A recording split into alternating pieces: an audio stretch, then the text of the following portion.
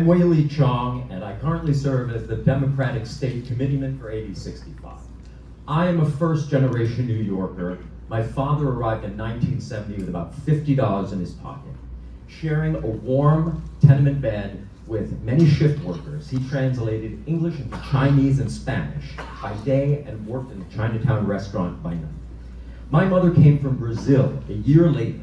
I was born here, and Portuguese was the first language spoken in our home.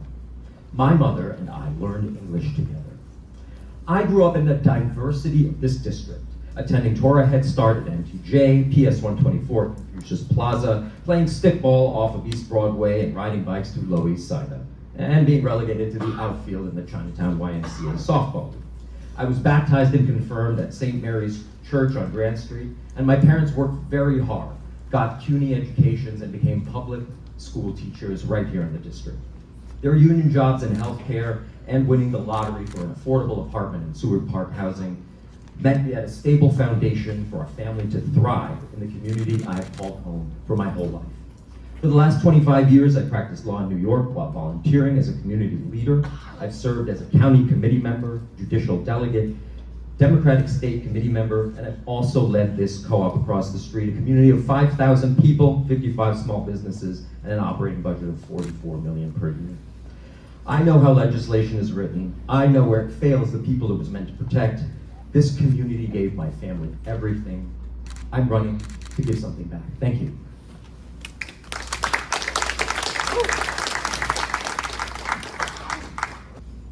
Hi everyone, my name is Lala Mejia and I was born and raised in the Lower East Side. I currently live in Masrick Towers with my 6 children. I'm a single mom of 6, and I became involved in community because I love this neighborhood. I started, most of my career has been in this neighborhood. I worked for Grand Street Settlement, Henry Street Settlement, University, and currently NIDIS, New York Disaster Interface Services, where we have a clubhouse at 48 Henry Street. I've always been involved in community. I like to call myself a community activist. I was also the former president of the CEC1, always involved. I like to consider myself, I'm a bridger between community, elected officials, and CBOs. I also run the first Puerto Rican Day Parade in this neighborhood. I've been involved in community, you call me and I'm there, and I just want to continue doing that great work in the assembly. I know our issues, I fight for all our issues. I'm well versed on housing, education, climate justice, and mental health. Thank you so much.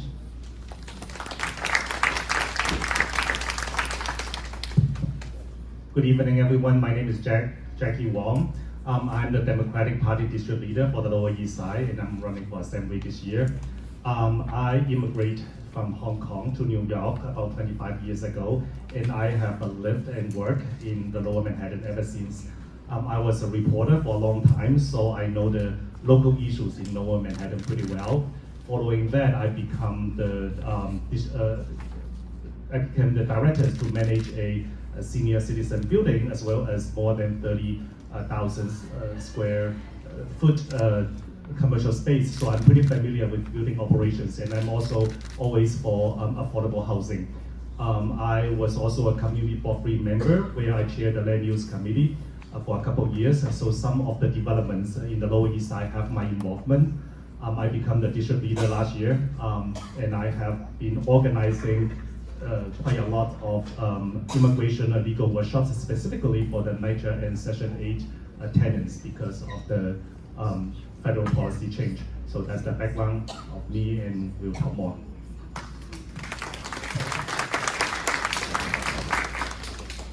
Hi everyone, ni hao. My name is Jasmine Sanchez, and I'm a former district leader in the Lower East Side of Manhattan. I was born and raised in this community, born and raised in public housing. I live now in the Valadics houses, and I am excited to be running for this seat to serve the community that raised me. I have organized around public housing, climate justice, and education. One of the greatest accomplishments that I have participated in was writing a bill at the federal level called the Green New Deal for public housing. I always mention that because it actually does show that I know how to write legislation that gets passed at the House level, and that's what I intend to do in Albany.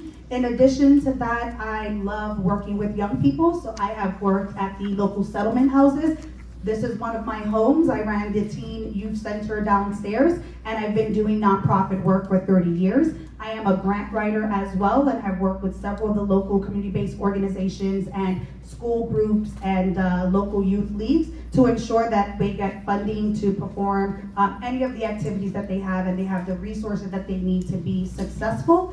And I'm happy to answer any questions and look forward to speaking with all of you. Thank you.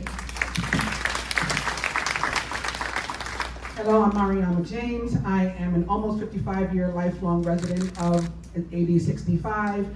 I am a Community Board 1 committee chair, as well as the treasurer, district leader in Part C of this area, and the vice chair of the Manhattan Democratic Party.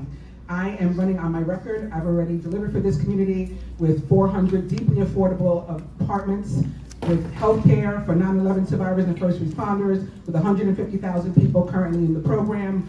On schools, I cited a number of the schools in Lower Manhattan and helped to raise the money to build Millennium High School, and I'm still currently on the board of Sophie Gerson Healthy Youth, which provides after school and camp to a number of our middle school students here. I've also delivered on parks. I was responsible for the advocacy to close Little Pearl Street permanently and to create the park on Fulton Street between Pearl and Water, and I've also delivered on clean energy. I was the one in 2024 to advocate to the EDC to bring EVA tolls to our brand new heliport in Lower Manhattan, and that has happened now with Joby Aviation. I'm involved in many, many other things. I can't list all of the boards and things that I've sit on, but I've been in just about 30-year perpetual volunteer for this community, and this will be the first time that I'm actually getting paid for any of the work that I do. I've never sought to do that. I do it because I love the community, I love the work, and that's what I want to continue doing. Thank you.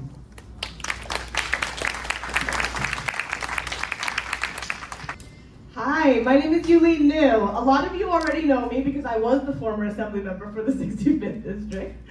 When I first ran for office, folks probably remember, it was a very interesting circumstance. We were running an open race at the time, and I became the first Asian American to represent the Chinatown that we know it inside of the state legislature. And we were able to double the amount of Asian Americans in the entire New York State legislature, from 1 to 2. And so we made sure that we broke a lot of ceilings, that we were able to stand up for the things that our community needed. We founded, and I co-chaired, the first APA task force. And we were able to then bring in dollars for our community that were never brought to our community before. It was $300,000 and $600,000, and then we made it $15 million, and now it's $30 million. So it's really important for us to make sure that we have fighters in Albany. We can make change in Albany if we choose it. We just have to make sure that we have the political will to do it. We don't want the same kind of stagnation. We need to bring change, and we need a fighter, so bring your fighter back to Albany. Thank you.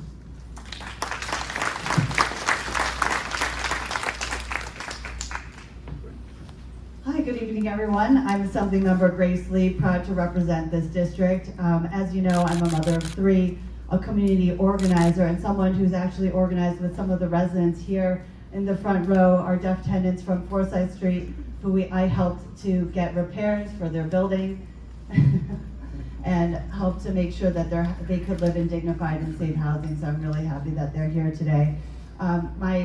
When I went from being a community organizer to an assembly member, I wanted to make sure that I was uplifting the voices of our community.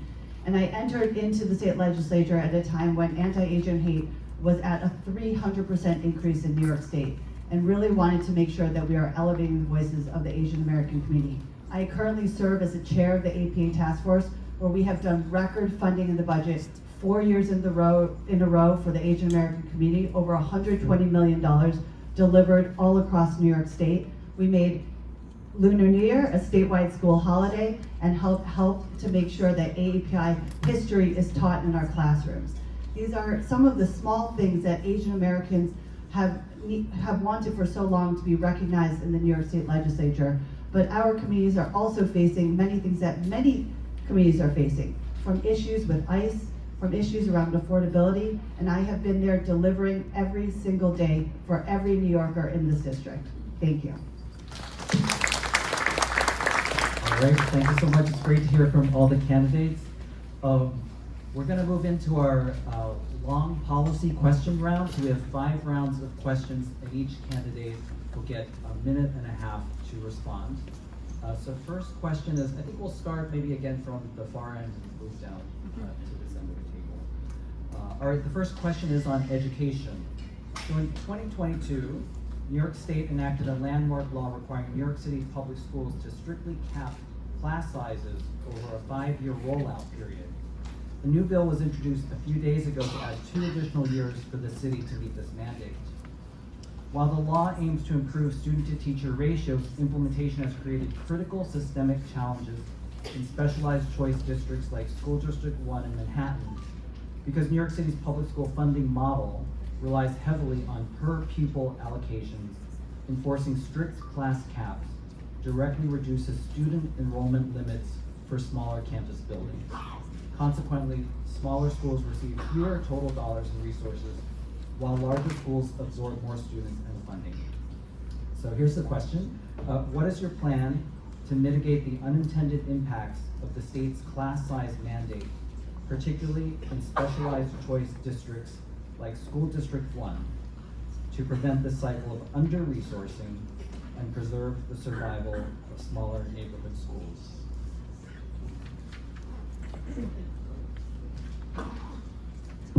All right.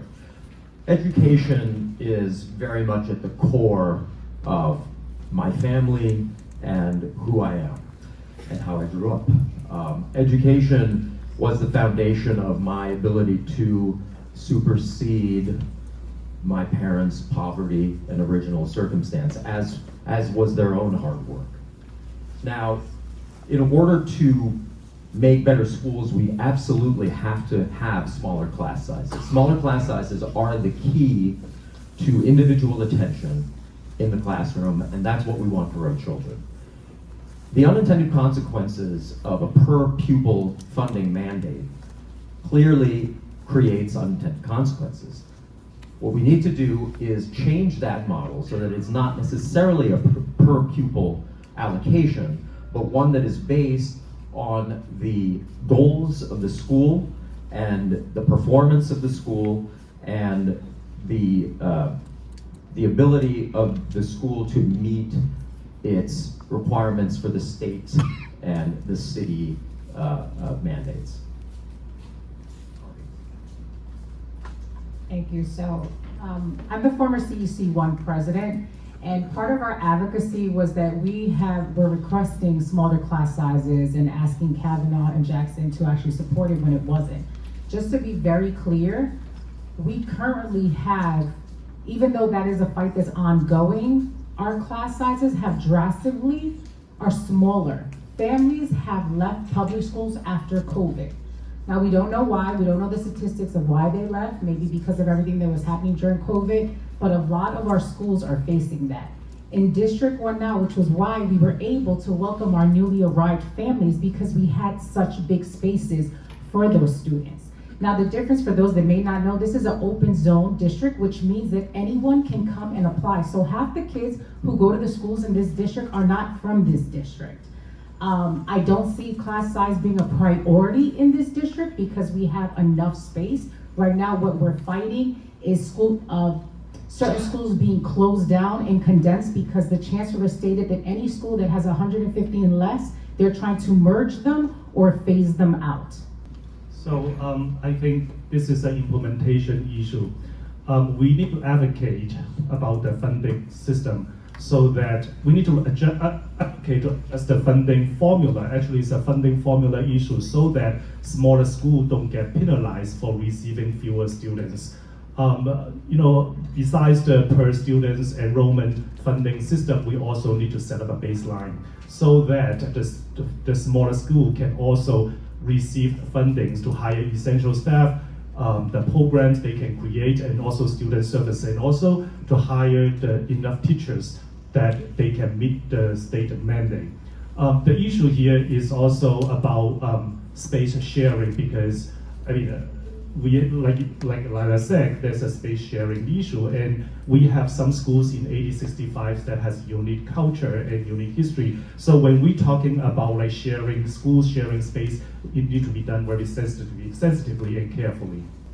So I think that there's a few things that need to be discussed in regards to schools. The first thing I think that the main issue is as was brought up, that there is overfunding for larger schools. There's a lot of money coming into large schools, and then minimal money is coming into schools that have a lower enrollment rate. However, I think that one of the issues is that the money doesn't travel quickly enough with a child. So if a child is going from one school to the other school, that school doesn't receive payment for that student until the upcoming year. So that also contributes to the lack of funding that a school can receive if there is another student that's being transferred in. In addition to that, I think we have to explore and continue to fight for foundation aid, but also creating an emergency funding stream for schools in District 1 and throughout New York City that are under-resourced and underfunded, to be quite honest. So I think that when we're talking about schools, definitely smaller sizes in communities like ours, that has not been the case. People are leaving, we're going to other parts of the city and other states, but I think that there has to be equitable funding for our schools, and right now we're not seeing that as we're thinking through what the education budget should look like in our communities. That should be reflective of the diversity in this district, and unfortunately it is not. And I think that when we're talking about bringing in money, it's also talking about what we have in this community, what we can plan for in the future, and ensure that our communities and the funding and the schools and the demographics are all reflective of what this community is. And that's what I would think would be one of the issues. So I've actually been involved in the class size matters fight for over 20 years when Bloomberg was in office, back when Robert Jackson was then the head of the Board of Regents and fighting for the CFE funds to be returned to the city. So really a deeply rooted situation for me, this fight. However, I agree with a number of my colleagues who said that we currently have a lot of under-enrollment. We do. What we need to do is not fund any further charter schools, put like a moratorium on that, so that we can focus on our public schools, and we simply must allocate the money for schools to be able to operate and function, and to be able to pay actual true educators and not like lawyers and hedge fund people who are not trained and certified in education. So that's what I would seek to do. Also, I have been like a PTA leader from 2003 through 2019 when my youngest child graduated. And one of the things I did at Art and Design High School, where I was the PTA president for 3 years, is help to get the PTA funded, change from a PA to a PTA, help them get their 501c3 so that the PTA can help to fund things that are necessary for the school as well. And that's something that I would encourage, training for parents so they can know how to lead their schools. So I think the biggest thing that the legislature can do is to make sure that we're fully funding our public schools. I mean, that's just period, done, right? I'm actually a little bit worried about the delay. I do think that it's really important for us to make sure that we are fully funding foundation aid, that we are fully funding our public schools. We need to make sure that there's nurses, counselors, all of the necessary things. Our public schools down here actually don't have enough outdoor space.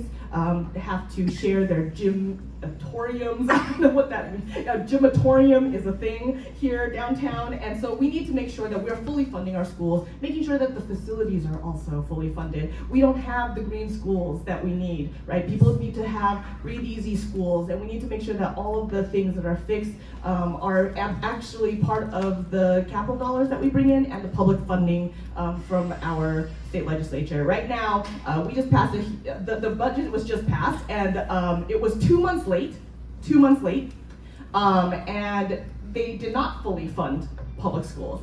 I was part of the fight for foundation aid against Andrew Cuomo, who kept on insisting that it didn't exist, that there was no foundation aid necessary. The state was sued by the city to get that money, and we deserved it. And so we fought for it, we got it from him, and we still need to continue to make sure that we have the fight needed and the willpower needed to bring that money back home from Albany. Thank you. no matter what zip code you live in, what family you're born into, I believe that every child deserves a high quality education. And especially for immigrant families down in Lower Manhattan, I know that education is one of the strongest values that they have and they want to deliver to their children. And we have incredible schools here, and I agree with many of the people who are here sitting at this table about how incredible the schools are and that they do need and continue to need resources. This year in the state budget, we did an additional $20 million of foundation aid to New York City to make sure that programs that are serving English language learners and for children who are homeless can get the support that they need. So it's not just about funding, throwing money at the schools, but also targeting specific programs that are important to our most vulnerable communities. And I know that a lot of this money is going to get delivered to Lower Manhattan because these are vulnerable communities that we serve down here. I do believe that we need to have smaller classroom sizes and that there are issues with the formula for funding schools. We should not be penalizing smaller schools at the expense of larger schools. So we need to make sure that all of our schools are fully funded. I will continue to fight for that in Albany and make sure that we are providing the highest quality education to all of our schools. Thank you. All right, thank you to all the candidates. Assemblymember Lay, I heard you may have to leave at 7 o'clock tonight.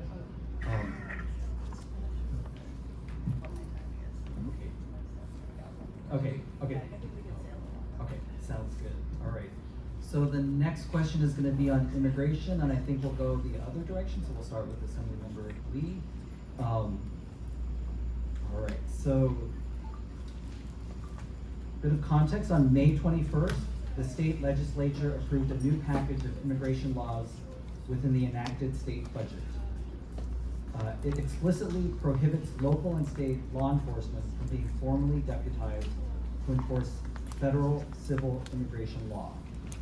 Additionally, it establishes a state-level mechanism for New Yorkers to sue federal agents for constitutional violations and establishes hard statutory sensitive locations such as schools, parks, healthcare facilities, and houses of worship where ICE cannot enter without a signed judicial warrant.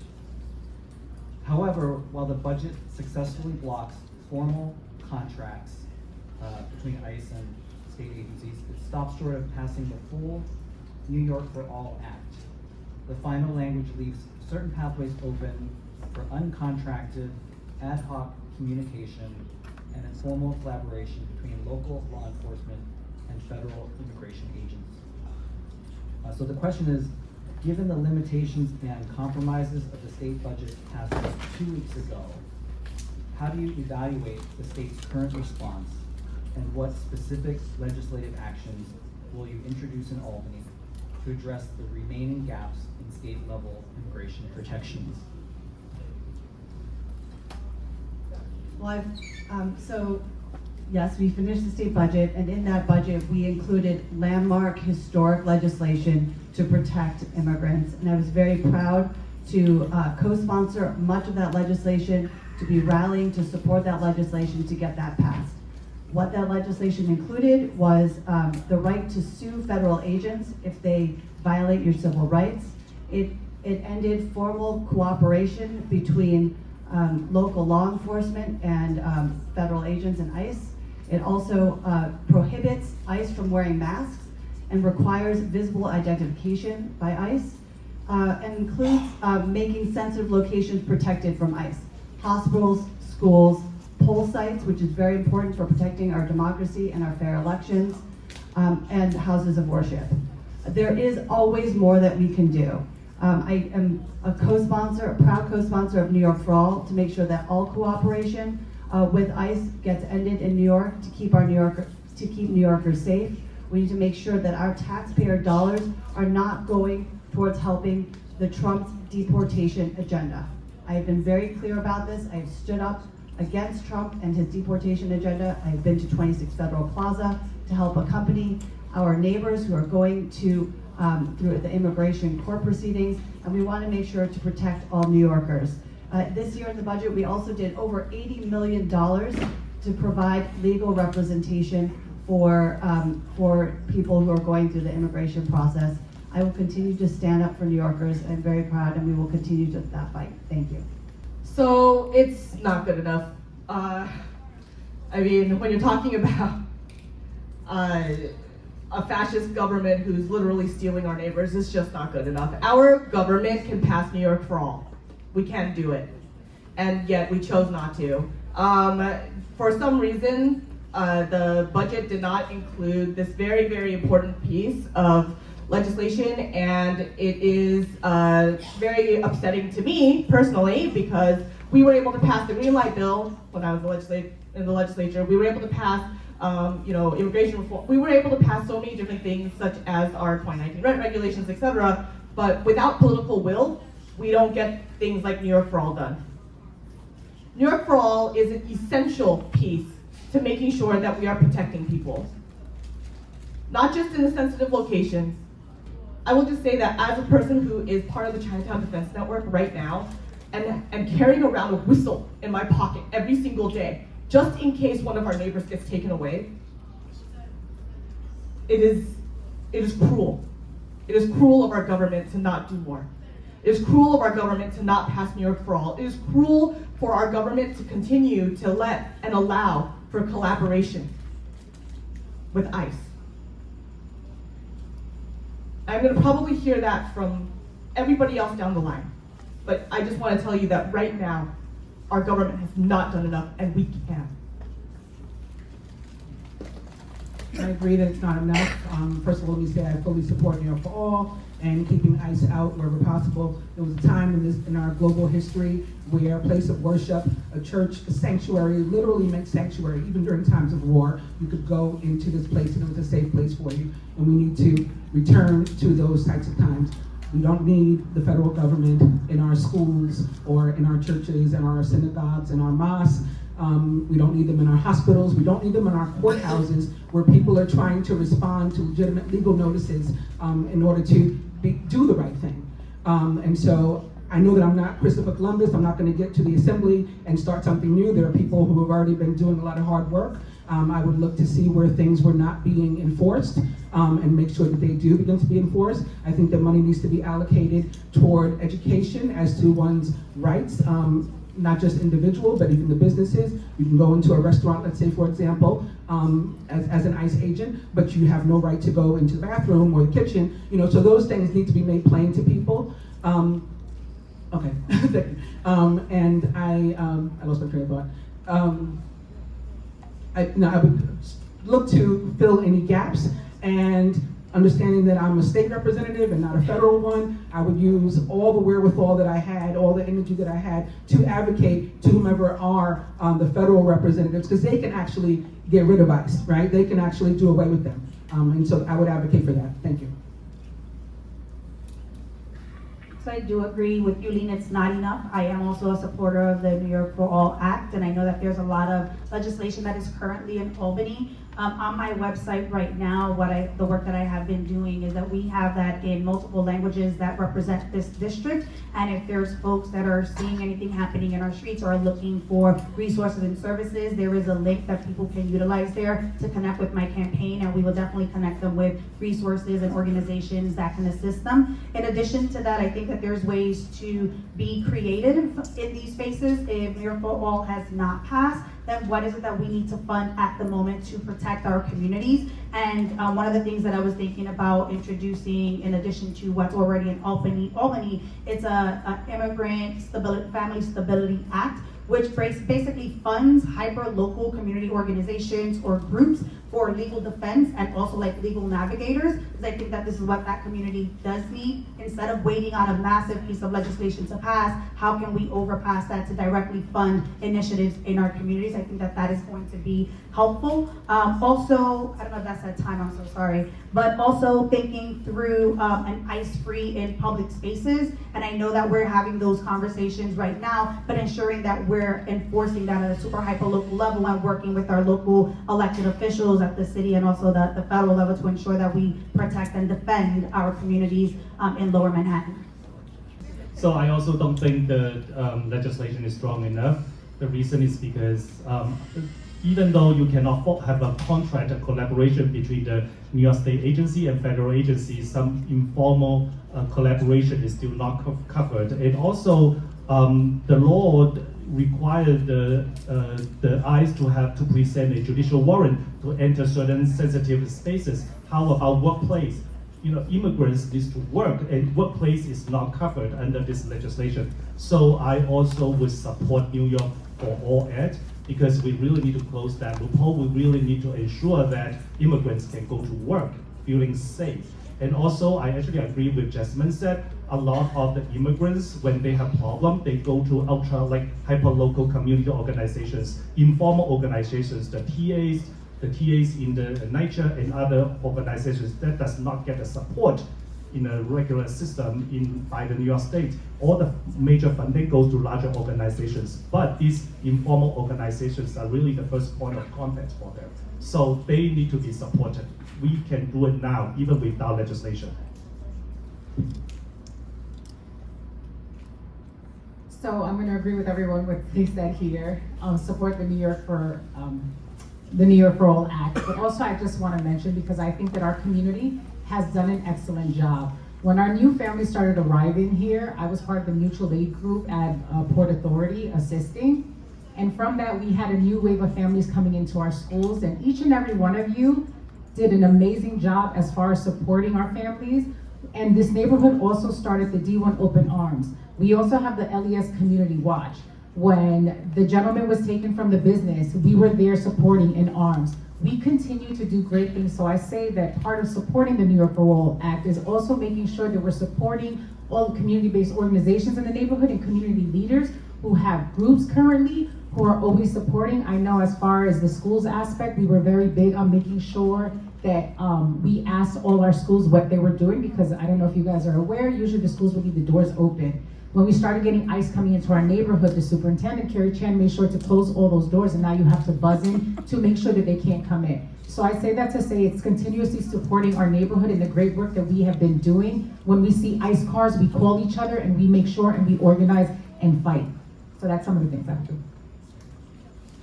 No, indeed. I would be surprised if anyone in this line of candidates actually said that they didn't support the New York for All Act. But protection means more than rhetoric. It means legal protections and due process and access to opportunity. Now, ending the 287G agreements is great. And of course, we must outlaw the informal cooperation as well, and there needs to be accessible transparency for holding law enforcement accountable for such things. We need to support the Access to Representation Act very specifically, because a right to counsel is fundamental in our system and fundamental to protecting due process. And so expanding funding for legal service providers and these community-based organizations that folks have been talking about, protecting access to healthcare, housing, education, workers' rights, regardless of your immigration status, is another way, whenever possible, that we can legally protect our immigrants. Strengthening access to language access to all our government services, and supporting immigrant-owned small businesses. Small businesses are often another first point of contact for the immigrant community. I was proud to stand with the entire New York State Democratic Committee to resolve that ICE be dissolved and reformed to guarantee due process and protect human rights. Thank you. All right, thank you to all the candidates. Before we move on, I've been asked to make a plug for people to fill out your index cards with your questions for the candidates. Will somebody be going around collecting those as well?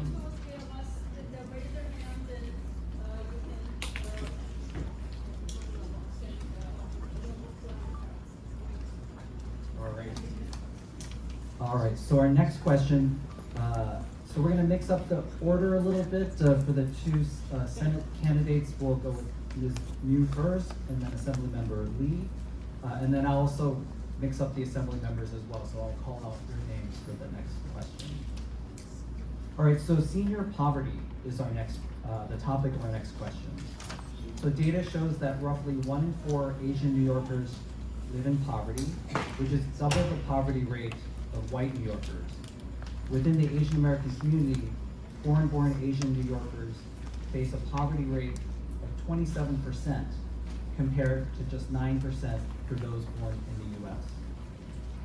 And this is with immigrant seniors over the age of 65 being the most vulnerable and often locked out of receiving Social Security benefits. So the question is, with the cost of food, medicine, and rent continuing to skyrocket, our seniors are struggling to get by. If elected to the state legislature, what specific initiatives or state-level funding will you implement to support low-income immigrant seniors and ensure they can age in place with dignity despite the rising cost of living? So right now, we know that there are 1 in 4 AAPI folks living in poverty. That is actually the most impoverished ethnic group in the entire city. We actually also know that AAPI folks actually receive less benefits than everybody else, partially because of language access, partially because of just not knowing that they have access to things. But a lot of it also because our state has not done enough to make sure that people have access. Right now, our state budget that just passed, again, 2 months late, actually did not do anything for fixing what was going on the federal level for the essential plan. Folks probably know that 450,000 New Yorkers, including a lot of our seniors, are being left behind for healthcare. We have to make sure that we are passing healthcare for all. We have to make sure that we are actually taxing the rich in order for us to actually have the revenue to be able to make sure that we are funding the services that we desperately need. We need to be expanding Scree and Dree to make it so that seniors and people with disabilities are able to have the housing that they deserve. We need to be able to make sure that we have the basic essentials, that we have TANF funded, that we are able to get the things that we deserve on SNAP, right? Right now, we are seeing seniors get half of the SNAP benefits that they used to. It's essential for us to tax the rich, and our legislature just refuses to do it. This is why it's more important now than ever to make sure that you have a fighter in Albany. So it's incredibly important that we make sure that our seniors are protected and can continue to have benefits and can continue to live in this community. The federal government has enacted very cruel cuts to many benefits for seniors, and we need to protect them. In this year's state budget, we actually did expand Scree and Dree this year in the state budget. We moved the threshold from $50,000 to $75,000 for the eligibility threshold, the first time in over a decade. We also funded SNAP by over $100 million. I was part of an advocacy for protecting, investing, and expanding our SNAP benefit programs, and we did more this year than in any other year to make sure that we were addressing food insecurity. I would also say that something I have been working on personally with a few legislators have been fighting to protect our SNAP benefits from fraud. And so we fought to make sure that the cards that would be transitioned from swipe to chip to protect over 80% of the fraud that is happening for our seniors right now. Their SNAP benefits are being stolen, and we are finally making that change so that SNAP benefits are protected. We can and should do more, absolutely. I am a proud sponsor of the New York Healthcare Act to provide healthcare for all. We have the largest we have the same GDP as Canada. We should be able to provide free healthcare to every single person in this state, and I will continue to fight to make that happen. All right, thank you so much. Okay, so we're going to move on to the assembly candidates, and I just want to remind people to take a look at the timekeeper and try to follow that. I may jump in a little bit more aggressively moving forward. Okay, so we're going to start this next question with Mr. Wong.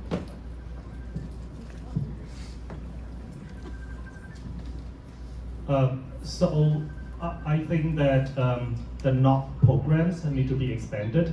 We already have a lot of NOP programs in 8065. We want to make sure that the seniors can age in place. This has been their wishes, and I think it's also a good policy. The NOP program is not very well funded, to be honest, and I think we can do a lot more to expand that. And also regarding the SNAP benefit, I think that SNAP benefit has been stolen. The SNAP theft has been prevailing for a long time, and the solution, the chip technology, has been installed too late, and also that the federal government is no longer reimbursing the people whose SNAP benefit that was stolen. And I think the state governments really fill that gap. And also, we do have a lot of programs to help the seniors as SNAP read. However, language barriers is still a big problem in our 8065. For our 8065 residents, a lot of them don't know where to get these benefits. Again, we need to support the ultra small, local, hyper-local organizations, the TAs, the informal organizations, so that they can bring these people to the professional organizations who can provide the services. All right, thank you so much. Mr. John is next. Our immigrant and AAPI families are being priced out of the very neighborhoods that they help to build and make great. And we need a housing policy, as housing expense is the largest expense for most people, that actually serves our immigrant community. Now that means protecting rent-stabilized housing and Mitchell-Lama limited equity housing. It means expanding the deeply affordable housing. We're talking about 30 to 40% AMI housing. And we're talking about supporting the creation of community land trusts, New York Social Housing Development Authority, and tenant purchase and community purchase models such as TOPA and COPA. Now, we also need a housing policy that supports multi-generational families. Our AAPI communities and other communities in our district are large families and can live together. And if they can live together in a decent way, they can help support one another and help combat the effect of poverty. I think food affordability is also something we need to work with, which we can also address with cooperative models. So there's a lot of things we need to do, but we need to make sure that housing is the first thing that we address for this population. Thank you. Thank you. Next up is Ms. James. So youth and senior services are a huge chunk of my platform. And you'll see that if you visit my website. Something that I've been talking about for a long time. I am one of the co-founders of 100% Affordable 5 World Trade Center, and that is how I was able to deliver the 400 deeply affordable units. Those are at an AMI as low as 40%, with a 20% preference for 9/11 survivors and first responders. So I've been working on housing. I have the formal endorsement and support of a number of people involved in housing, people who created Manhattan Plaza, Two Bridges, Essex Crossing, Hamilton Madison House, people at Chung Pak, where they have seniors, where there are senior centers located. And the reason they're supporting me is because I have always supported these seniors. I also, back when COVID was in existence, I called and wrote then Congressman Nadler and put together a housing forum that was directed particularly at seniors. Actually, Yulene was one of the guest speakers at that, along with Senator Kavanaugh. So this is something that I've been doing. Also with medical care, as I mentioned earlier, I've already been deeply involved in healthcare and have helped to create healthcare. And so I know that there are things, there are loopholes in things like the healthcare for all, which I fully support, but I would seek to close those loopholes. I know from having created a federal program or helped to create a federal program that with super expertise doctors, the most expertise doctors, they will look to create concierge care if they're not paid on time or the right amount. So I'm looking to fully cover Medicaid, fully fund That's Medicaid time. for rehab and nursing homes and for that. Okay, thanks so much. All right, next up, Ms. Mejia. Hello? Okay. I would take a little bit of what everyone said, but I think that we have to address like the elephant in the room. This is a really tough question because it impacts all of us seniors. But if we're really talking about these different programs, let us be very clear. Not everyone has access to Screen and Dream. We have a handful of organizations that help with housing, right? We have, and I'm just gonna list some, not all of them, right? We have Henry Street, we have University Settlement, we have Goals, we have Nazareth Housing, but we need more, right? We're talking about SNAP, and a lot of people seem to forget that June 1st, SNAP is telling folks that they have to work. So if you're retired, you have to work. We're not addressing that issue either, right? So yeah, I definitely agree that a lot of us are being placed out, especially our seniors. We're also not talking about the aspect that our seniors are being evicted. And I think that we need to have that conversation that at a certain age, you should not be evicted from your house, right? We're not talking about that. So yeah, these are very important questions, but we have to address all these other things before we can address the housing crisis. I would definitely look into supporting community-based organizations that are helping the seniors and do more services for seniors, just to give you a little bit of what I think we can do. All right, and finally, Ms. Sanchez. One of the biggest gaps that I'm seeing right now in Albany is the detailed data for AAPI communities.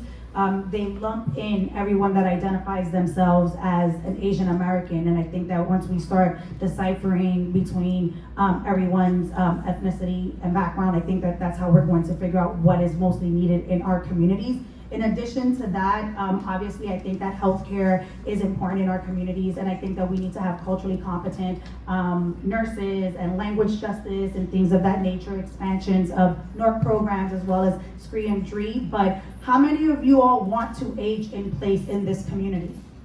With a raise of hands, like how many of you guys want to stay here? Oh, not that many, I guess. Okay, only a few of you want to stay in the community. Well, I will still fight for those that don't want to stay in this neighborhood, right? But one of the things I think that we need to think about is a Senior Anti-Displacement Act, right? We have to talk about protecting the most vulnerable communities that we have in our district, and that is our older adults. And right now we can speak about housing and how to build and protect and ensure that they're truly affordable. But at the end of the day, that can still displace our seniors who built our communities. So one of the things that I'm thinking about, and Congresswoman Nydia Velasquez quoted this in City and State, she has endorsed my race because I am a key innovator in housing policy. And for me, it's not just about housing and how we get more affordable housing, but it's ensuring that we protect the demographics that need the most protections and being creative about coming up with solutions and not banking on policies that are already written that have not worked for us. We have to think outside the box, and we have to, I see my time, and we have to make sure that we're protecting our neighbors. Okay. Thank you so much. Assembly member, do you have time for another round? It's about 11 more minutes, and then we'll give you a chance to do some closing remarks. Okay. All right, so I think we'll start with the Senate candidates again. We'll switch up again. So Assemblymember Lee, and then Ms. Yu, and then we'll also mix it up among the Assemblymember candidates. All right, this question is about voting rights and redistricting. The U.S. Supreme Court's recent ruling in Louisiana versus Calais significantly weakened Section 2 of the Voting Rights Act by making it much harder to challenge political maps that dilute minority voting strength. New York State leadership in the Senate and Assembly introduced Monday night bills to amend the New York State Constitution to allow midterm redistricting and limit the power of the Independent Redistricting Commission, a commission voters voted for in 2014 to avoid partisan drawing of congressional, state, and city redistricting lines. So the question is, if elected to the state legislature, what is your stance on mid-decade redistricting? Do you support or oppose these bills introduced on Monday? Do you feel the structure of our current Independent Redistricting Commission needs to be changed, and why? And what concrete steps will you take to protect existing communities of interest and ensure that minority political power is not diluted by partisan interest? So first of all, the Trump administration is trying to strip away the rights of every American and giving them access. We absolutely must fight back against the Trump administration, who is systematically trying to strip away our rights and our ability to have representation. This was the court case was devastating to minority communities and their ability to be represented properly and fairly by their communities, and we must fight back. I support mid-decade redistricting in the case that we need to protect and make sure that we can have a democratic majority to ensure that we can have the proper representation in Washington, D.C. to make sure that we are represented and we have a voice. So I think it's incredibly important that we are continuing to protect voices. I have been very proud to work with many Asian American organizations all across New York State to ensure that when redistricting happens, that Asian Americans are not left out of the process, and that we continue to make sure that the districts, as they are drawn in New York State, represent minority communities and are not splitting them apart to weaken them and to give them less of a voice. We absolutely need to make sure that minority communities have a voice, that they are not disenfranchised from being able to be represented, and I will continue to fight for that. All right, Ms. Yu. I believe the question was actually about whether or not we were going to limit the commission's powers. And I don't think that we should, because people voted for the commission. I think that it's important for us to make sure that the commission is listening to our community organizations, and that we have hearings, and that we have to make, just like we did when we were redistricting this last time. We have to also make sure that we have the language access to be able to promote the census. During the pandemic this last time, it was my office that was actually helping to make sure that we had enough language access for the census. We have to make sure that we have every single person counted. We have to make sure that we have all the congressional seats that we deserve in our state. New York is the through line for our majority, and we need to make sure that we are actually fighting for our majority. And that is how we actually change things and fight at every single level and fight Trump on his horrific decisions. And the court decision obviously was not one that benefits any of us. But gerrymandering is wrong on all counts, right? Two wrongs do not make a right. And so we have to make sure that we have real representation from our people, and we have to make sure that we're fighting for the representation that we deserve. The way that we fight for that is to make sure that we elect people that will represent us, represent our communities, that we vote, that we take advantage of our civic rights, and that we make sure that we don't have voter suppression, right? That is the one way that we have to make sure that we don't have voter suppression all across our nation. And we have to be able to fight through New York, because New York, again, is the through line to our majority. And if we win, then we win for the country. Thank you. Okay, thank you. So moving on to the assembly candidates, we're going to start this time with Ms. Mejia.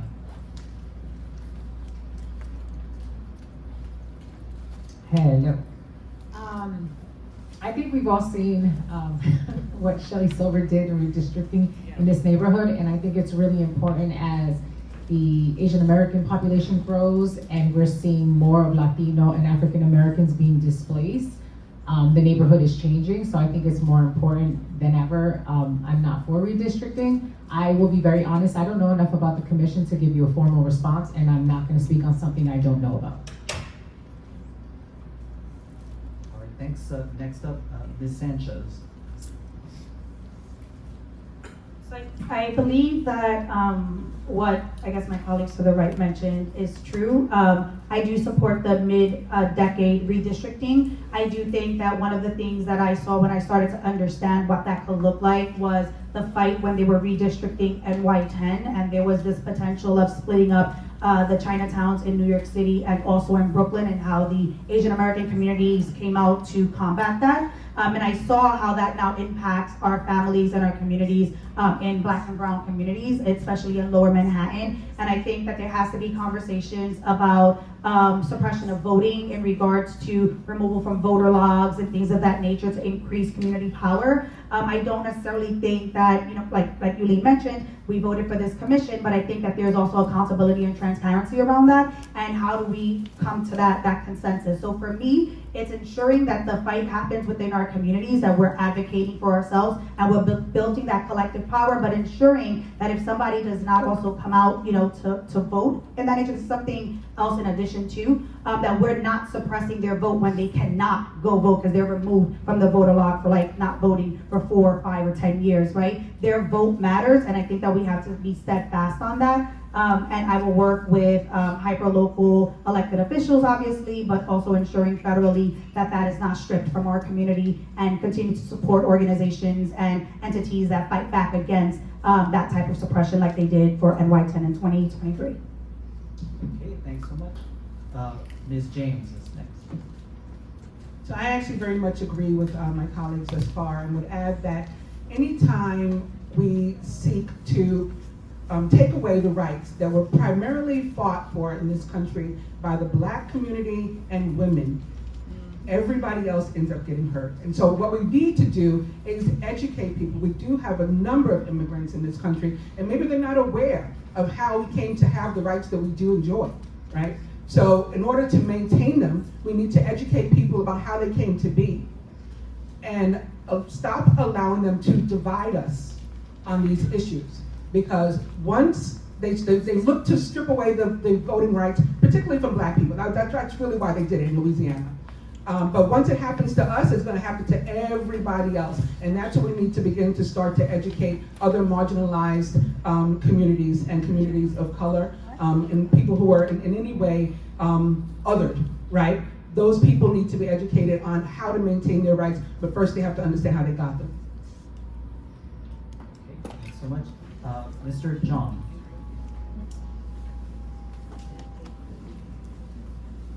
I think that in terms of voting rights, we need to strengthen the NYVRA. I think we need to pass a New York constitutional amendment that essentially protects our state from the deleterious effects of Louisiana versus Calais, which was a decision that eviscerated the Civil Rights Act, as Mariana says, that was fought for so hard in our history, and it's a history we cannot forget.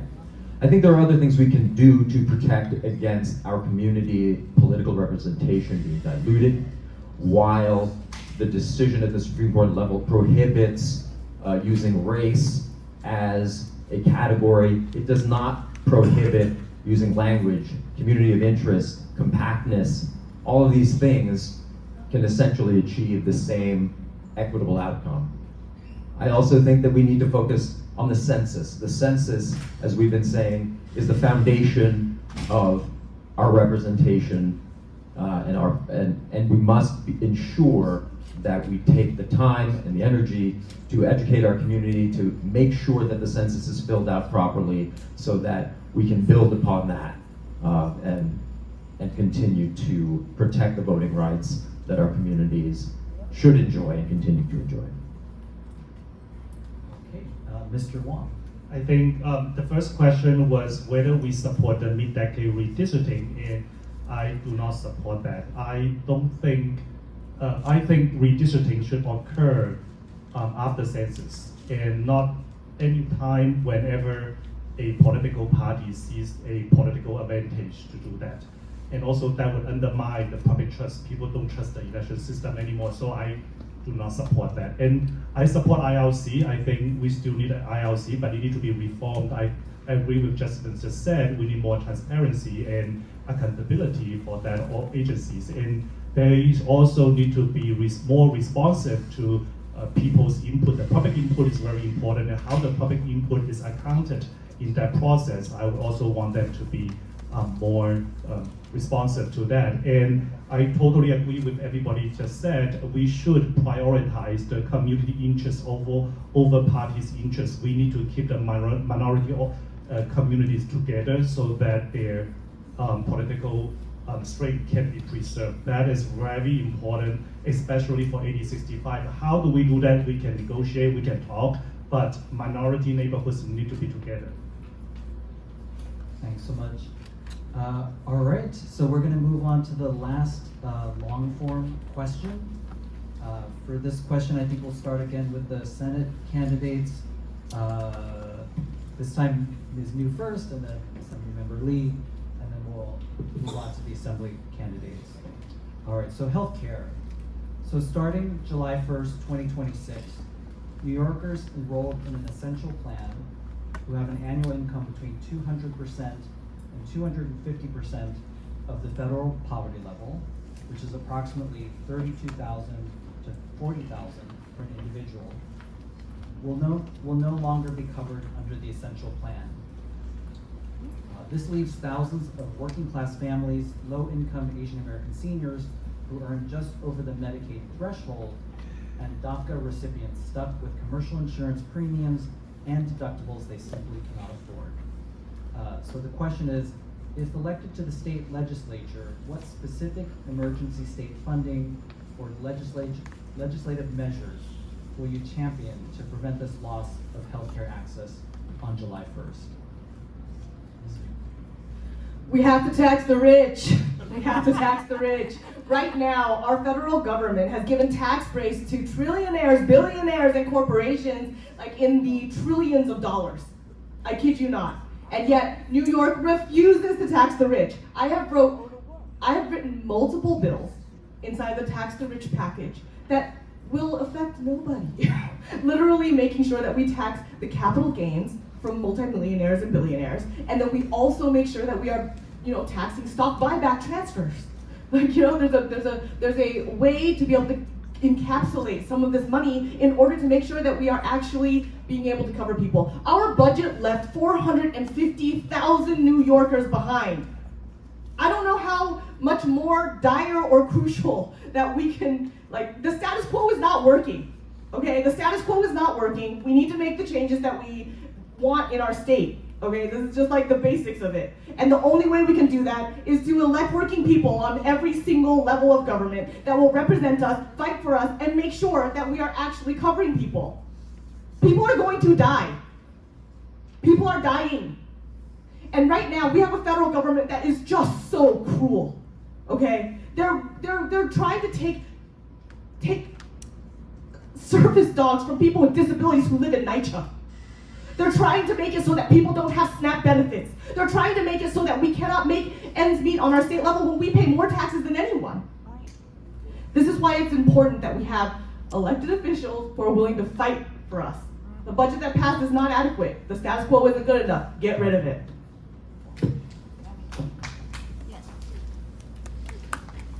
So I also want to say that, my opponent is talking about the status quo, but she was part of the legislature. She said she wrote the bills, but didn't get them passed. So these are fights that can take a number of years to get through. I am also a very strong supporter of taxing the rich, the entire Invest in our New York package.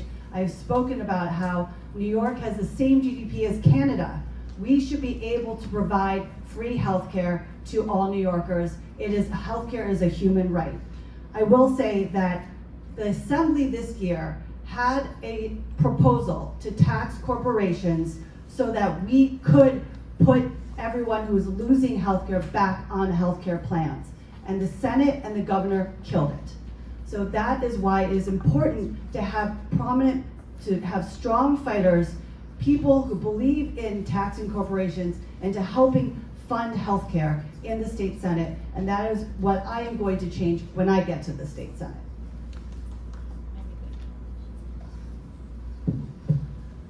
All right, thanks so much. We're moving on to the Assembly candidates. Ms. Sanchez will start us off. Is this one okay? Yeah. So no one should wake up July 1st and not have healthcare till then, especially if that's something that they've depended on. Healthcare is a human right as stated. One of the things that I think that I would continue to fight for is the Essential Emergency Continuity Act. It doesn't exist, but the same way the budget was 2 months late and they had this extension prolonging to just pay for vital services, healthcare is a vital service. So they should implement this continuity, this act, right? So that we have this funding there. It's supposed to, and it could, in practice and the way I'm envisioning it, is fill the backlog of the money that's being cut from both the state and the federal government on healthcare. So I think that is going to be key. I would also try to advance legislation that if this happens, right, and it's something that occurs July 1, those with vital services, dialysis, cancer treatments, anything that's needed to ensure that folks can stay alive, those entities and those systems do not go away with your healthcare, right? Because we want to make sure that those things stay in practice and that people are still receiving those treatments so that they can have what they need to survive medically. So those are some of the things that I would fight for once elected June 23rd. All right, thanks so much. Mr. Wong.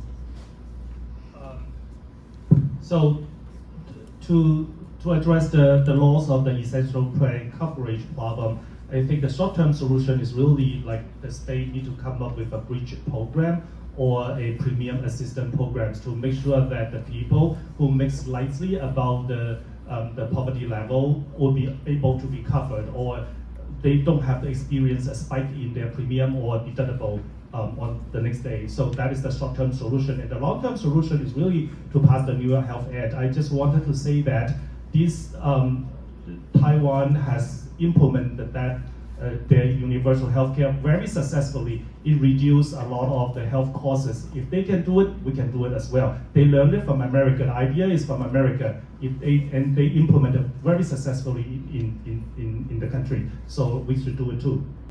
So I agree with most of, if not all of what's been said. I would add that Lower Manhattan has become a hospital desert, essentially, a healthcare desert, and that we would need to create facilities. We need to make sure that we're allocating money to facilities that can provide free and or sliding scale healthcare.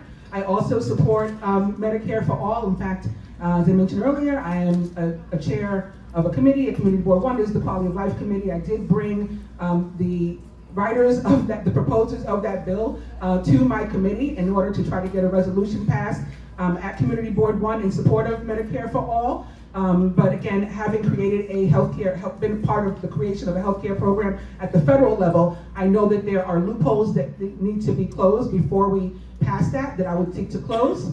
I also agree with creating a bridge and or emergency fund to make sure that people are not going without any services ever. And again, as I mentioned before, I seek to fully fund Medicaid as well. And that will provide a lot of the curve. People don't realize how much Medicaid underwrites, including things like your special ed services in public schools. You know, it goes well beyond just being at the poverty level.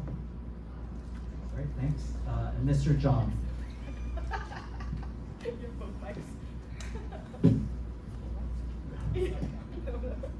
Okay. I think, yes, we're all probably going to say very, very similar things. I actually have some friends that are losing their essential plan healthcare as of that date. And, you know, these are working people and working poor. We need to support the New York Health Act, and we need to support the campaign for New York Health. But until we have a federal government that is supportive of our intentions, we need to do other things too. We need to have shorter term goals of expanding, for instance, group purchasing models that allow organized communities and self-identified communities of interest to purchase affordable health coverage as a group. We need to ensure that while emergency rooms stay open for true emergencies, that we are directing our population to community health centers, to outpatient centers, and supporting things like the Fair Pricing Act that caps outpatient procedures at 150% of what Medicare actually reimburses. I think that we need to tax, obviously, the ultra wealthy in a smart way so that we can achieve the goal of actually increasing the public fisc so that we can actually allocate these monies properly to healthcare for our poorest. Thank you. Ms. Mejia. I just want to quickly say, I want to shout out everyone on this panel because we were not given questions before. So as you hear the moderator speak, you see us writing it down, thinking, and the fact that we're all coming real quick to give you a quick response. Shout out to all of you guys. So just to add everything that everyone said on this panel, I think something that I would do if I was elected as your assemblywoman is one, Senator Gustavo Rivera has a proposal to ask the state to fund Medicaid and healthcare. But also, I think that because our community also does, I'm a fan of our community, I would create a coalition to speak to all our healthcare providers, our smaller clinics, to see what they're hearing, what's going on, and how we can support moving forward. So when this does happen July 1st, we are prepared to support all our families who are going to be impacted. Okay, thank you so much. We're gonna move into sort of a fun round here. It's called a lightning round, and that'll be followed by 2 questions from the audience, which will take the same format as the long form. So in the lightning round, you'll have 10 seconds to respond to each question, and the response should be a simple yes or no, a letter grade, or a single short sentence. Okay, so you got that? A yes, no, a letter grade, or a single short sentence, and you have 10 seconds. I don't know if, are you gonna time that? You got 10 seconds? Okay. So I think we should do this because it's kind of hard to be the first one, is to start with Assemblymember Lee, go down the line, and then Ms. Lee will start the next question. We'll do a rotation. Yeah. So we have actually 11 questions. The first one is, name one AAPI, Asian American Pacific Islander trailblazer, who inspires your public service. So, 10 seconds. Grace Lee Boggs. Mabel Lee from here, Chinatown, rode a horse into Chinatown for women's rights. Yeah, similarly from here, Virginia Key. I would say Liz Oyen with the work for anti-hate crimes with multiple groups in this community. I would say Peter Koo, a former council member from Queens, and also Nidia Velasquez. She represented this neighborhood. I would say Jason Herr, he's my field director, and I've just been learning a lot about AAPI family and just traditions. I would say actually Senator John Liu, who endorsed me recently and who I've looked up to for a very long time. Okay, great. Next question, and we'll start with Ms. Yu this time. What was the last restaurant you ate at within the district? Okay. Oh, it was a shade. What?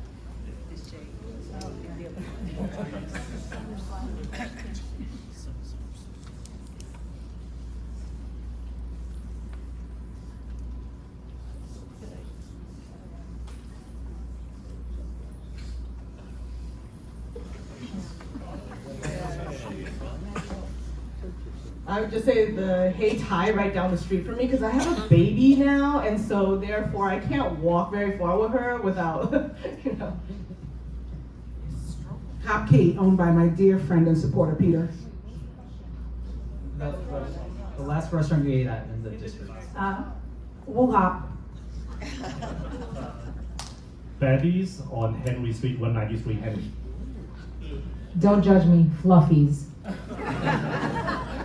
Wu's Wonton King. This one's a little bit tougher. Oh, sorry. All right, we have to come all the way back. Uncle Lou's on Mulberry Street. Third question, do you accept campaign contributions, either directly or indirectly, from real estate developers or corporate PACs? Do not, have not. No. No. No. Definitely not. No. Nope. Good. Wow. Next question. What languages, in addition to English, are your campaign literature and website translated into? And how many paid Asian American staff do you have on your team? The latter, 4. And then on my website, I have Spanish, English, Cantonese, and Mandarin. No. You could adjust it. There's a toggle on the top.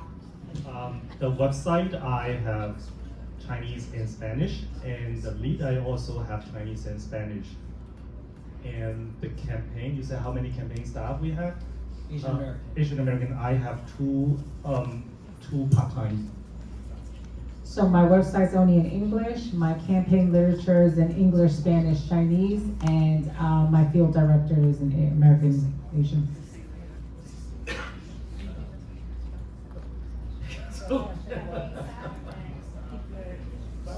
Right, yes. In terms of the languages, English, Spanish, Chinese, in terms of Asian American staff, I believe I have 3. Oh, my website is also, I believe, in 3 languages.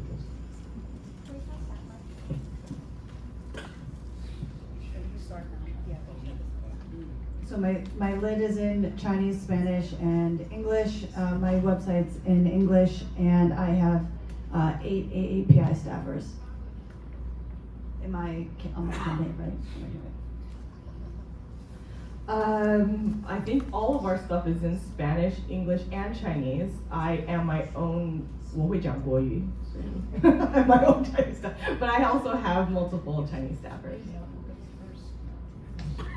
My website is in English, Spanish, and Chinese. I have 4 part-time, but they don't all speak Chinese. So they are all Asian, but they don't all actually speak the language.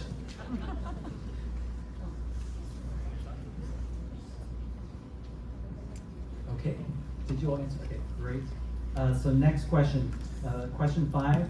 What grade would you give the current state administration on its distribution of mental health resources to non-English speaking communities? What grade would you give the current state administration on its distribution of mental health resources to non-English speaking communities? Mr. Wong, yeah. Oh, I'm sorry. What grade? From A to C or A to F? E. As someone who works in the mental health field, I would give it an F. I think I'd give it a D just because I've seen a lot of organizations that do receive government funding that are doing great work in mental health and providing, language access to mental health like Hamilton Madison.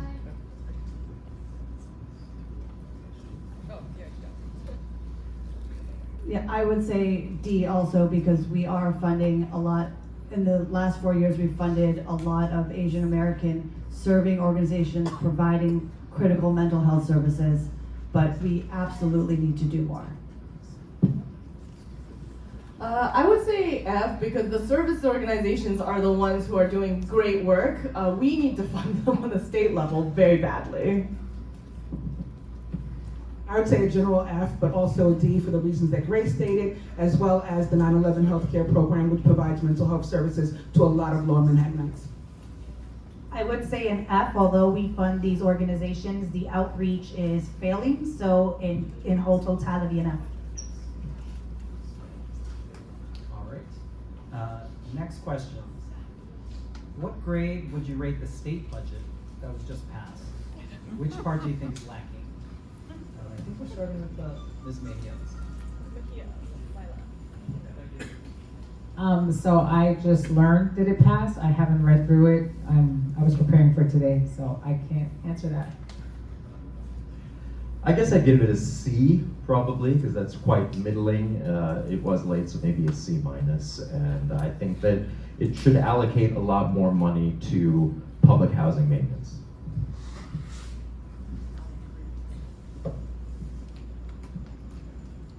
I would give it a C on funding and a D or F on policy. But I was very proud that we were able to fix Tier 6 and help a lot of public workers and also provide record funding again to the Asian American community. I would give it a C minus. I think that there are things that are desperately needed. It is 2 months late, and so therefore there's no more time for policy, which makes it very difficult for people to be able to actually get the policy needs met. I'm going to give it a D because I agree that there's 2 separate things. So a C and an F is going to equal a D for me. I was really looking forward to passing Priscilla's Law in honor of Priscilla Loke, and disappointed that it didn't go. I would also give it a D. I think that there were major steps for capital funding for NYCHA and certain protections for immigrant communities, but the failure of environmental and climate justice pushed back to 2028 impacts our community severely, so a D. I'm also giving it a D because it does not invest enough in the psychiatric beds. It does not address the essential plan issue and also does not reimburse the SNAP debt. Okay, thank you. So, next question. Would you support Assemblymember Phil Steck's bill to reinstate the stock transfer tax to generate revenue for New York State? And I think we're starting with Mr. Chong this time. Yes. Yes. Yes, it's very similar to my bill. Yes. Yes. Maybe I'll look into that because we don't want to damage the financial sector in your state. Yes.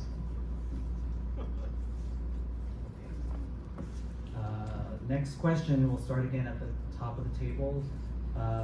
The New York Knicks are playing the San Antonio Spurs tonight. You call it in four. It's in four. It's in four. All of your answer is four. No way. Would you take on or support outgoing Senator Brian Kavanaugh's bill to close the loophole to end Madison Square Garden's $43 million annual property tax exemption? Yeah.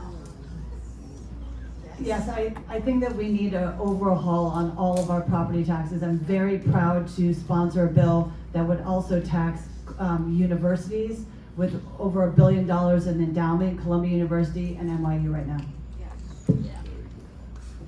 I echo that, but also we should tax the people who own Madison Square Garden. Agree with both of those, yes. Yes. Yes. Yes.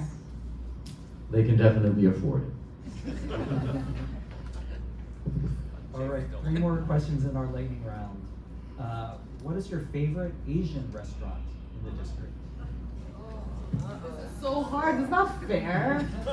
I have a favorite for every genre. Okay, but I'm gonna say Hawaiian, and also I will say I love Super Taste on Eldridge Street. Oh my God, that's nonsense. I really love Shanghai and have shared tables with strangers there many times, which I also enjoy, but I think I'm gonna have to say Hop Key. I go there the most often. I say Pings, but I've also gone to Golden Unicorn for meetings. I like Hop Lee at 16 Must Street. There is this amazing dumpling spot across from 48 Henry Street that is always packed. You can't go wrong with, what, $5? You get a whole bunch of dumplings. I think this is a terribly unfair question, but for a quick meal, Big Wong. Whoa. That's cheap.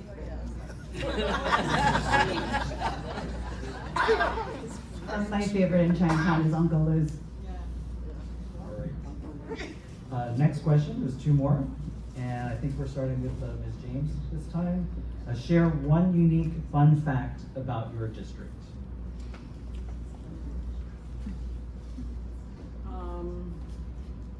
We had the first green school at Spruce Street.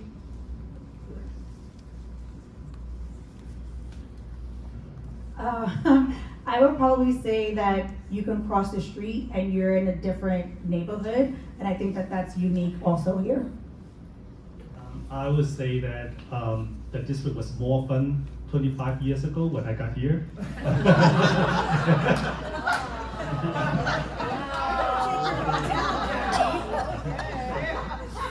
One fun fact is the first NYCHA development was built here, first houses.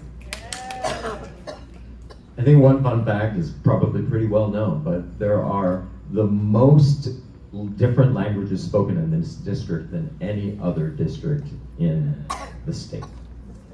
That's not true. That is not true. Well known, Queen. Well known. Well, Alexander Hamilton used to hold this assembly seat in this district, and I think that's pretty cool. One of our founding fathers.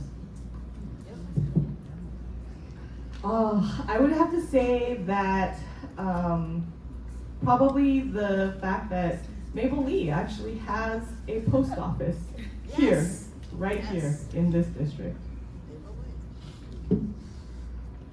All right, so last question in our lightning round, and I think we're starting with Ms. Sanchez this time. Okay, in one sentence, why are you uniquely qualified to represent either Senate District 27 or Assembly District 65? I am a daughter of this community. I have organized, I was educated here, and I have stood by many neighbors to advocate for resources that they would need. Damn, that's time? Oh, so I'm like, wow, I thought that was a close thing, but that's why I think that I would be the most equipped. We want to advocate for the immigrants. We have a lot of immigrants in this district, and I'm an immigrant myself. I understand a lot of the subtle feeling they are experiencing, and we need that voice to be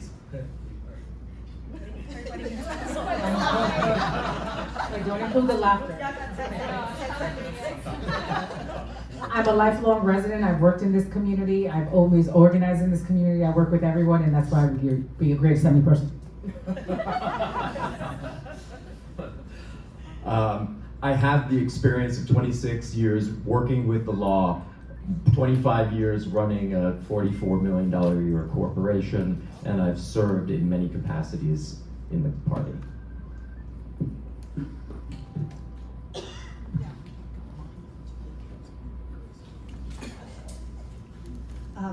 I'm a community organizer who has fought for this community, who knows how to organize, but also deliver. I just love this community so much. I love all of you so much, and I think that really it's just about making sure that we're taking care of one another. And so I think that, you know, I've served for 6 years as the assembly member, and I know what this district community needs. Thank you. I have a 30-year record of delivering for this community, not just advocating and organizing without being beholden to anyone, paid by anyone as a layperson. So with the tools of the Assembly District, I'll do so much more. All right, thank you so much. We have now some time for 2 audience questions that came in on the index cards. And then we'll follow that by closing remarks from all the candidates. So I think just for simplicity, we'll start with Assemblymember Lee and go down the table, and then we'll go to the first direction for the second question, and then go down the other direction again for the closing remarks. So this time you get a minute and a half for the question, just like before. All right, so first question from the audience. Affordability is a top concern to Chinatown and Lower East Side residents. What will you commit to support truly affordable housing once elected?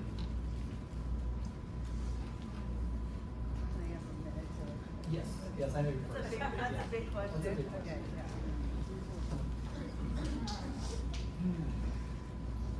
Well, I absolutely believe that we should tax the rich and make sure that we are making sure that the ultra wealthy pay their fair share. I was very proud to help support the pied-à-terre tax to make sure that ultra wealthy people who don't pay taxes in New York start to pay taxes so that we can recommit that money to help build truly affordable housing in New York. Affordable housing means permanently affordable housing, not affordable housing that phases out at some period in time. We need to make sure that we're building more affordable housing, and not only just housing for studios and 1-bedrooms, we need to be building housing for families too, and making sure that families can continue to live here. We also need to be protecting tenants so that they can stay in their homes. So expanding programs that freeze the rent for seniors and people with disabilities and other New Yorkers, protecting rent stabilization, and also protecting tenants' rights. So it's all about building more affordable housing, protecting tenants, and making sure that the rich pay their fair share. Thank you.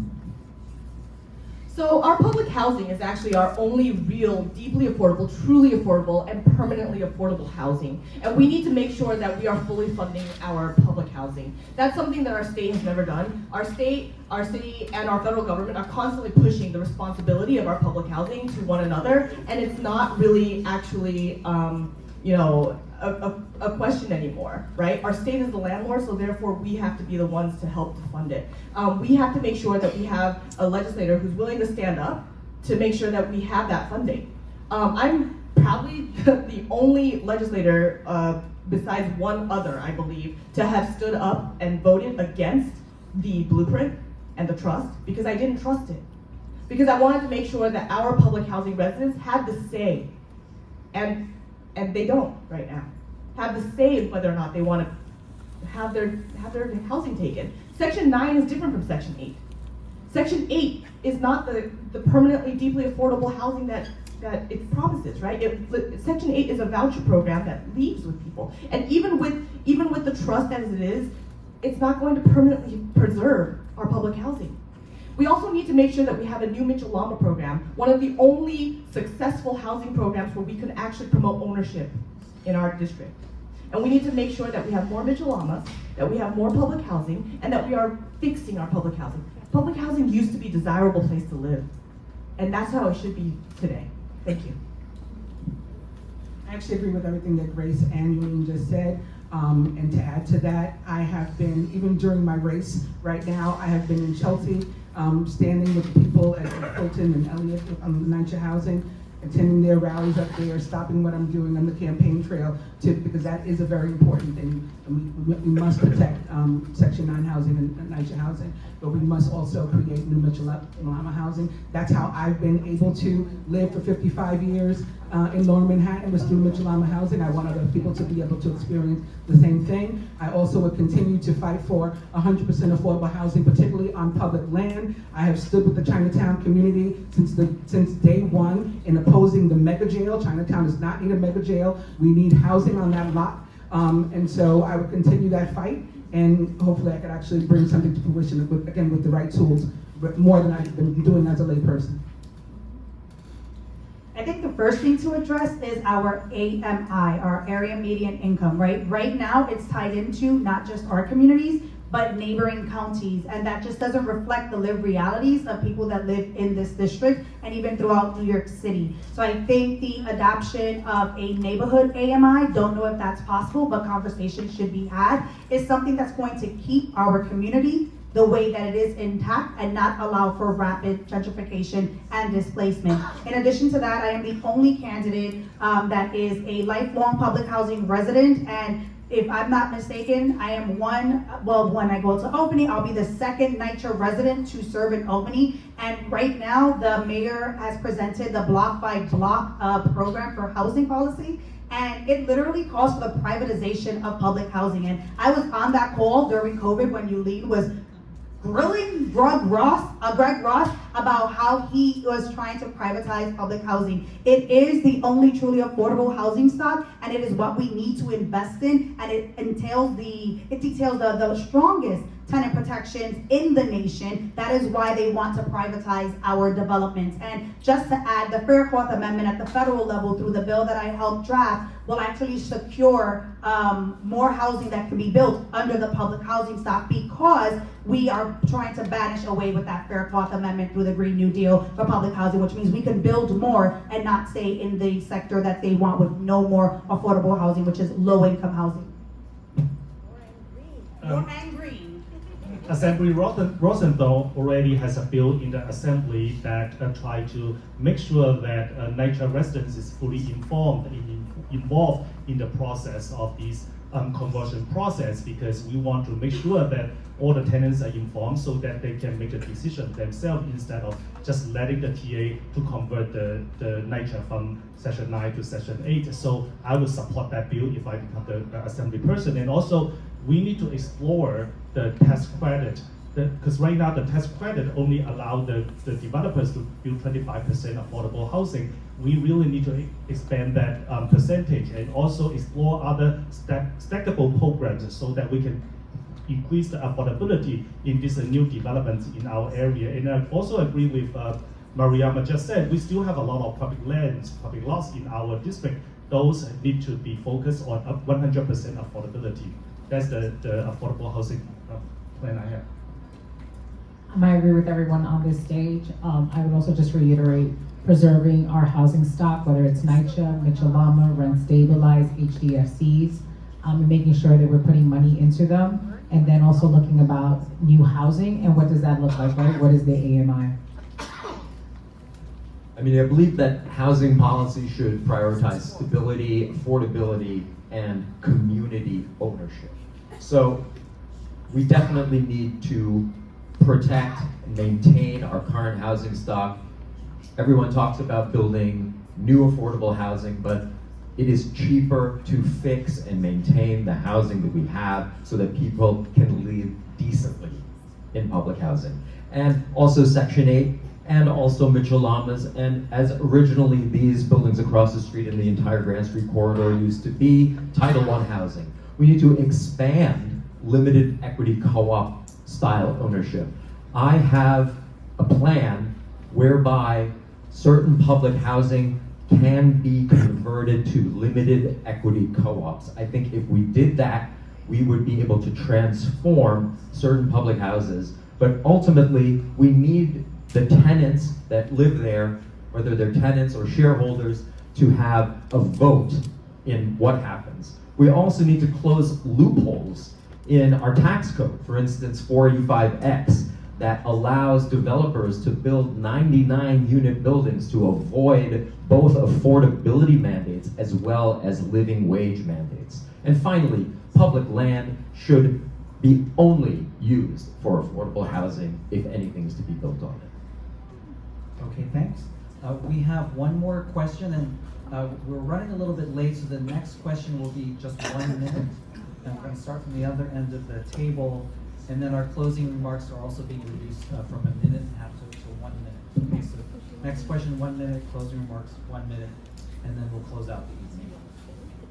All right, so the next question from the audience. If you were elected, what would you do to support community efforts to improve infrastructure in public spaces and also quality of life? Everything is about resource allocation, especially at the assembly level. Our district has some great parks, but it does not have enough open space. I was lucky enough to grow up in a place where there were towers in the park, and we had a park immediately adjacent and a public park immediately adjacent. These are amenities that I was lucky to have, but most people that live in this district do not have, especially in crowded places like Chinatown. We need to build more public spaces and devote more resources to those public spaces and public programming to bring people together in this district and to enjoy those spaces and to let a little bit of the pressure off, because frankly, that's what the green spaces in New York City were designed to be, a pressure valve. So let's give it back to the people. Sorry, your second part of the question was open spaces and what? To improve infrastructure in public spaces and quality of life issues. So quality of life. I live over on Rivington, and at night, that place is very, very loud. And so many neighbors come to me while I've been door knocking, expressing their frustration. And so I would definitely have to have a conversation to figure out the bar noise scene, not just up on Rivington, but along the whole corridor of that side of the neighborhood. When we speak about green spaces, we have beautiful green spaces here, how to make sure that we protect them and preserve them and expand them even some more. I think, again, the question is really about funding, and the funding can be divided into capital funding and maintenance. What I see is that we do have capital funding that goes to different neighborhoods to improve the parks and the green space and everything, but the maintenance can be very lousy. There should be more oversight on how the government is using their money.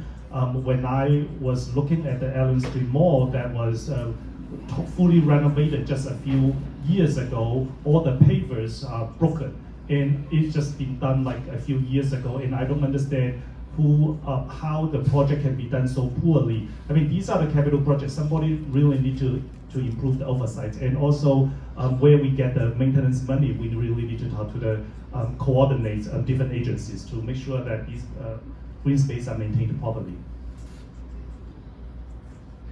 So in regards to green space, I think that we do have, not ample, but we do have some of them. If we're looking at development complexes and seeing how we can convert some of our schoolyards to be more green and friendly spaces in our communities. If we're thinking about larger scale, like Sarah D. Roosevelt Park, while we have this beautiful park here, the maintenance is horrific, and it's not because of the lack of care from local residents that are taking care of this park, but it's also the investment in Parks Department so that they can clean the park so that our communities can utilize them. The other thing in regards to quality of life, we do see that this is Little Miami, where everyone comes here to go to our bar scene, and they really don't care or acknowledge that these are communities and kids live here and families live here. So we have to ensure that when we're approving these bars and restaurants, that we're not thinking about who we're getting into these spaces, but how that impacts our communities and our families and our quality of life. And that has not been assessed very well. I'm gonna say that for lack of better words. And that's my time. So as I mentioned earlier, I'm one of the chairs of the Quality of Life Committee on Community Board 1. So this is work that I've been doing for about 15 years. I think that I would mostly like to focus right now though on, we just had a storm that caused flooding as usual in our neighborhood.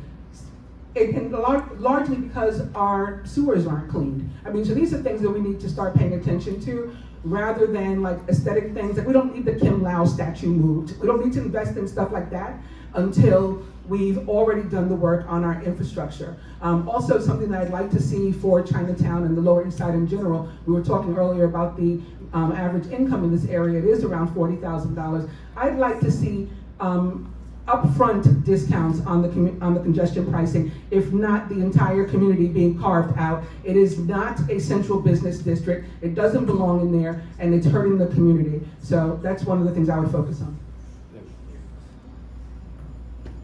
So for infrastructure and public spaces, one would have to notice that we are the tip of Manhattan, and therefore we are also at the most risk of flooding. So when we're talking about infrastructure, we'll also have to talk about climate resiliency, and we have to make sure that we are fully funding our climate resiliency efforts. Right now, there is a rollback of the CLCPA, and I'm just gonna keep on pushing on that because the CLCPA was the floor when I passed it, not the ceiling, right? We were not supposed to be reaching for it and rolling it back. We are supposed to be making it so that we have clean air and clean water for our kids. And that is literally the whole purpose, to make sure that we have a good stewardship of our planet. Our community is constantly seeing this pushback, right? And during the pandemic, we saw how important green spaces are. We also saw how important affordability is for housing. And we should not actually ever have this push and pull between housing and green spaces. We can actually put green spaces on top of housing, and we can put housing on top of housing, and we can make sure that our green spaces don't interfere. So, thank you. So down here in Lower Manhattan, we have the lowest concentration of green spaces in almost any part of New York City. And so we absolutely need our fair share of open and green spaces. One of the quality of life issues that we have been dealing with is that in the parks, we have been seeing a lot of drug dealing. We have been seeing unhoused people who are not getting the services that they need.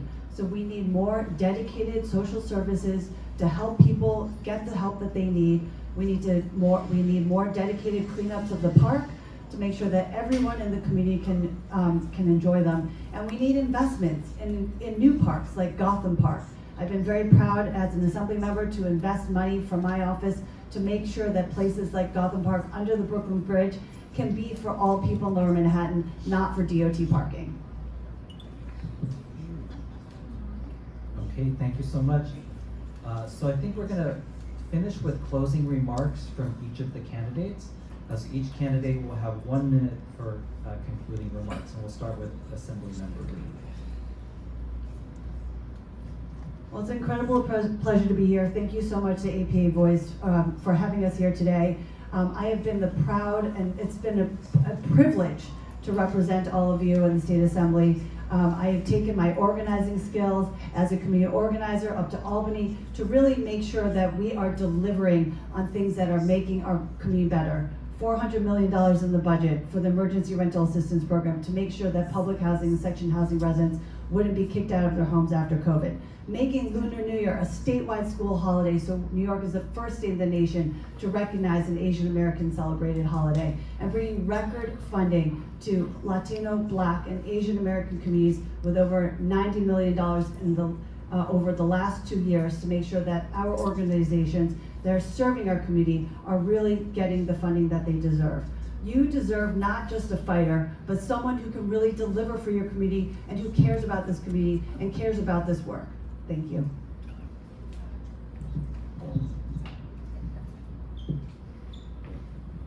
So I'm always told when I was in Albany that, these are the way that things are always done. This is the way that's always been, or wait your turn, or be a little bit more quiet about this. We can't have that happen right now. And I think that right now we need to make sure that we're fighting back on that, right? I fought back when, we had a Senate that was democratically elected folks that were running as Democrats, running as Republicans, voting with Republicans, and making it so that, we couldn't pass things in the Senate. And so we helped to make sure that we got rid of them. And we had a governor who was a sex pest, who wasn't making it so that he could pass foundation aid, service our folks, and so we got rid of him. So we need to make sure that when the status quo doesn't serve us, that we change it. And so right now, we need to make sure that we have a fighter in Albany, somebody who is willing to vote no sometimes on a bad budget, vote for our communities, and to stand up for all of us. Thank you. I just want to thank you for hosting us and for making this opportunity possible for us to reach our Chinatown neighbors that maybe we haven't been able to reach before.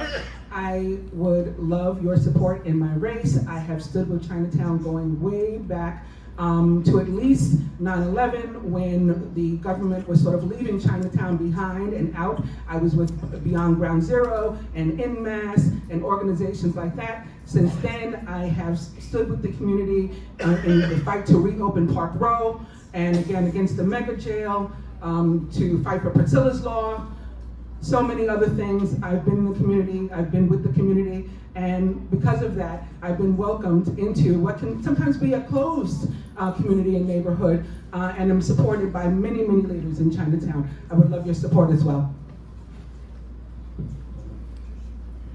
Thank you, everybody, again, for allowing us this opportunity. I would love to garner your support. I am someone that is from this community. I am rooted here. I have organized in this neighborhood, but I also have delivered for this community, securing $3.7 million in youth and family programs for several of the community-based organizations here, fighting for and with small businesses across the East Village into Chinatown, creating a plan and generating funding for small businesses to remain in this community and expand the plan so that they have an opportunity to grow here and not just have one small business, but also as someone that wants to co-govern with all of you. I'm not here to be a passive voice in Albany. Anyone who knows me knows that I do not follow and fall in line or fall in line, right? So for me, it'll be really, really great to garner your support and ensure that you have an active member up there, someone who is going to show up for community, which I have been doing so since the age of 14, but also someone that can present laws, draft laws, and work in co-governance with not just everyone in the district, but also our elected officials in Albany. So I want to give credit to all of us, all the candidates who make efforts to be here tonight, and also all the audience. So I think we all deserve some, hands, right? We all make efforts to be here tonight, and I never saw myself as a politician, but here I am running for public office and trying to be a leader.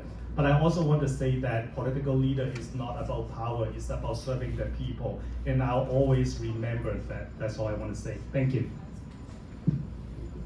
Thank you, everyone, for coming out tonight. I'm sure everyone came home, got out of work and is real tired, and you guys stood here all night. So shout out to you first.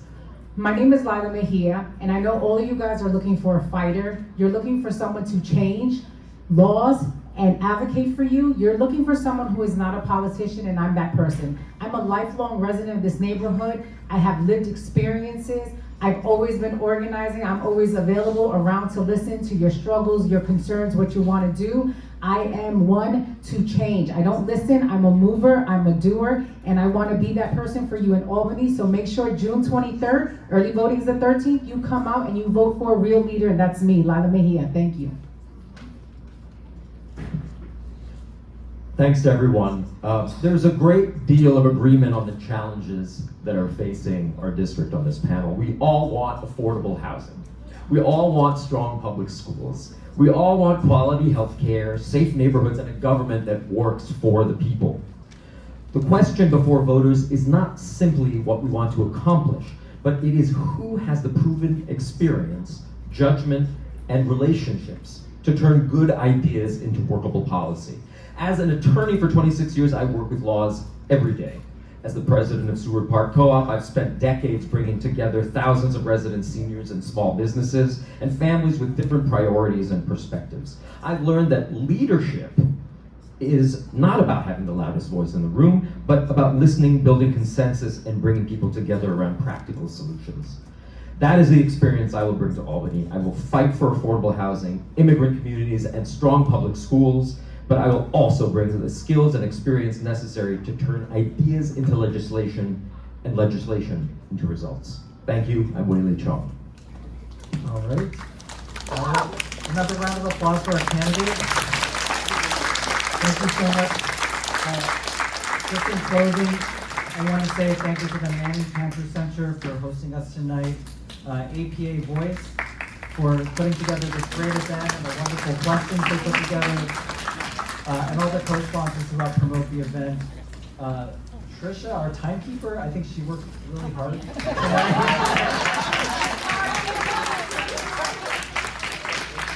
And also our hard-working sign language interpreters.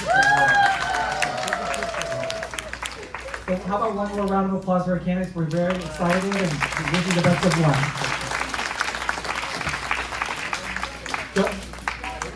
Go Knicks! Go Knicks! Go Knicks!